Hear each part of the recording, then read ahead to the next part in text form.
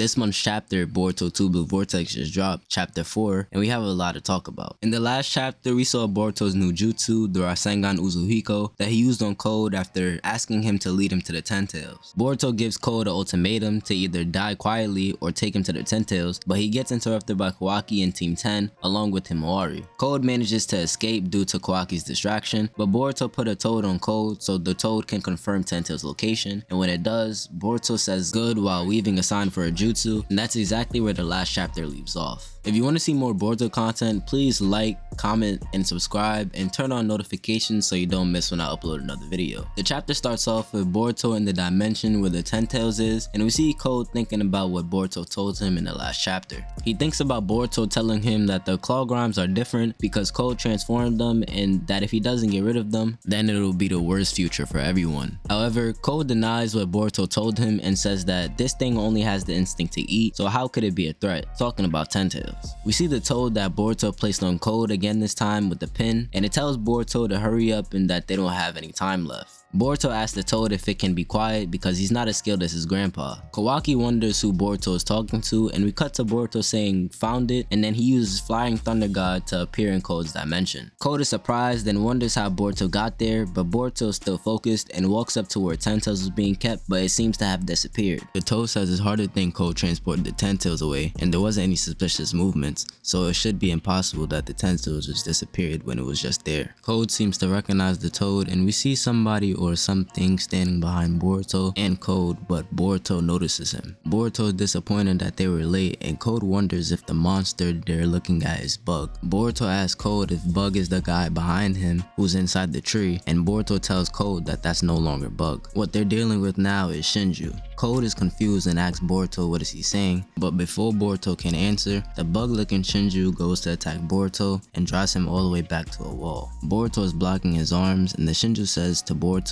that since he came alone, that means he came to be feasted, and addresses him as Boruto Otsusuki. Boruto retaliates with a lightning style jutsu to shock the Shinju and push him back, and it works a little, but the Shinju recovers and goes to attack Boruto again, but Boruto uses Flying Raijin to get out the way, and the Shinju says that it's a sneaky jutsu.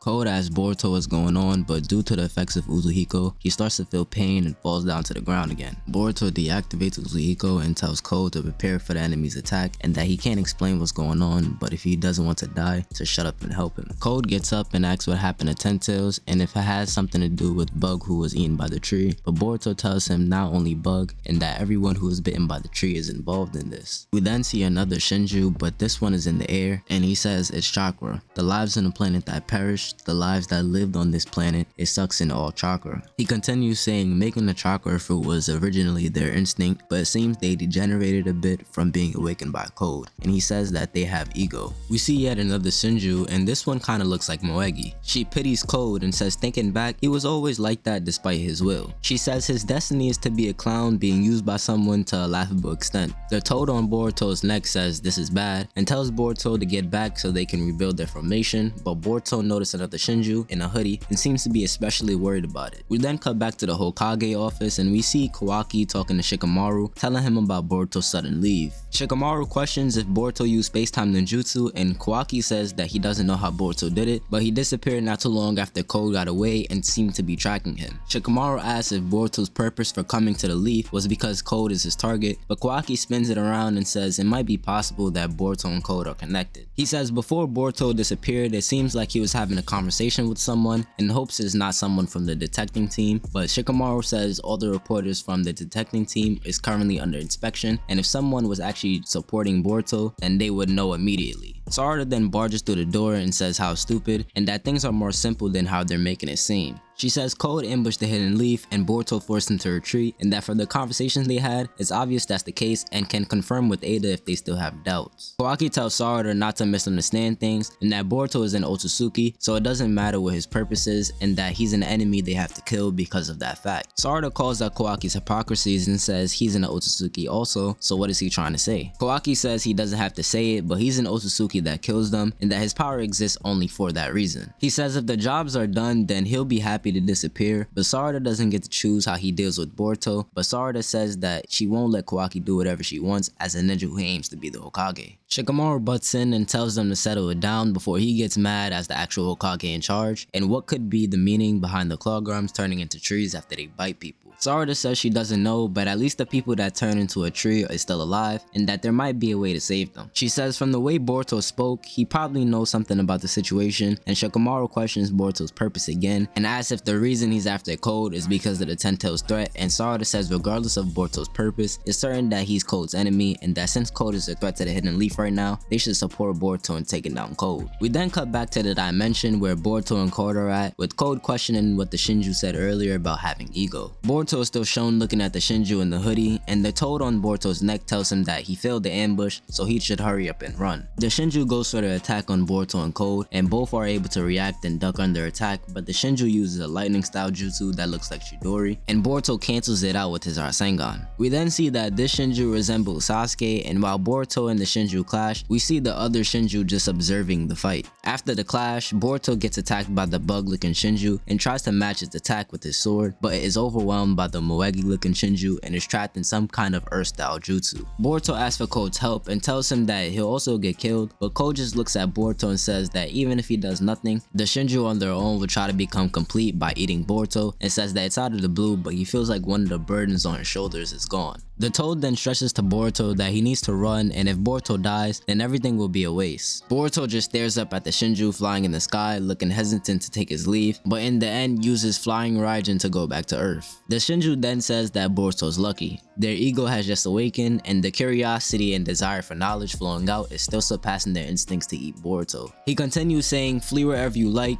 wherever you are in the world, you can't escape your destiny. We get back to Earth and we see Boruto sitting by a tree looking at his headband, and we see somebody walk up to him and tells him that if he doesn't want the planet to be destroyed, he shouldn't push himself like that again, referring to the multiple times the toad on Boruto's neck told him to leave. Boruto says that he's sorry and that he rushed, and we then see that the person talking to Boruto is none other than Kashin Koji. Kashin Koji says that he's not trying to calm Boruto down, but Boruto should have known that this had a high possibility of happening. He continues to say that what they're going to do doesn't change, that they're going to fight for the world's safety. We then see Boruto look up at the tree and he says, sorry, I need you to wait a little longer, and the person he's talking to is sadly Sasuke, whose fate is now revealed, and that's exactly where chapter 4 of Boruto 2 Blue Vortex ends. I really enjoyed the 4 new characters we got this chapter. One thing Boruto definitely needed were more villains to bring higher stakes. Before these 4 new Shinju, we only had Code and Kawaki to some degree, but Code doesn't feel that intimidating, along with Boruto completely embarrassing him in chapter 3, and Kawaki is more in conflict with Boruto and not really anyone else. With these new villains, we finally have actual worldwide threats, and they all look pretty promising as villains, especially the Sasuke looking Shinju and the Shinju that was in the sky the entire time, who we don't even know the resemblance of.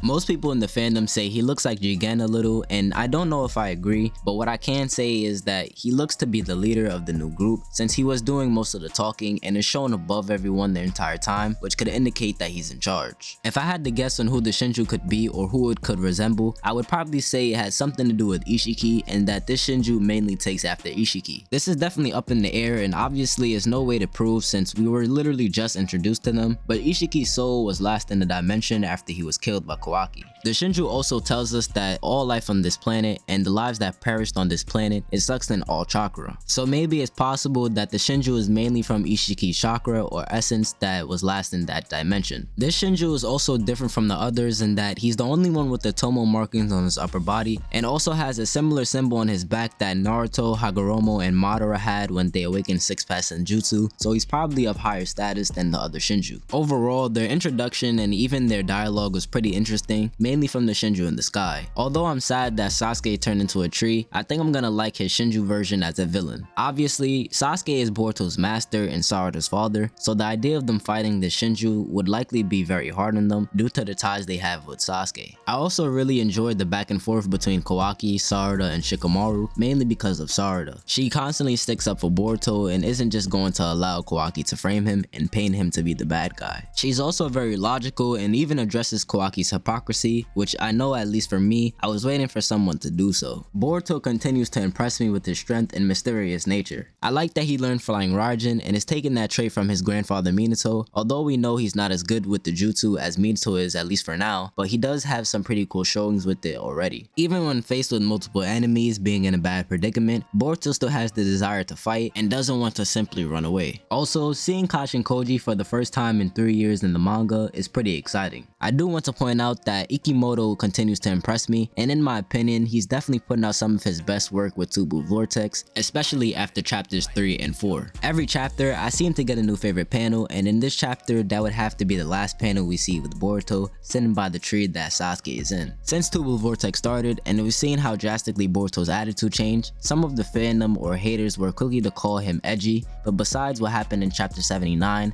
with omnipotence taking effect, Sasuke, the only person he had with him after being forced to leave the village, is now sealed in a tree, and while alive, his fate is still currently up in the air. So along with omnipotence and being forced to leave his village with 0 friends and no family, his mentor / uncle is not in a good situation to say the least. All in all, this was a really good chapter and definitely the best so far. We got a lot in this chapter, from 4 new villains to answered questions, interesting dialogue, and a pretty decent skirmish between Boruto and the Shinju. Let me know in the comment section your thoughts on the chapter and give me video ideas so I can keep pushing out content for you all.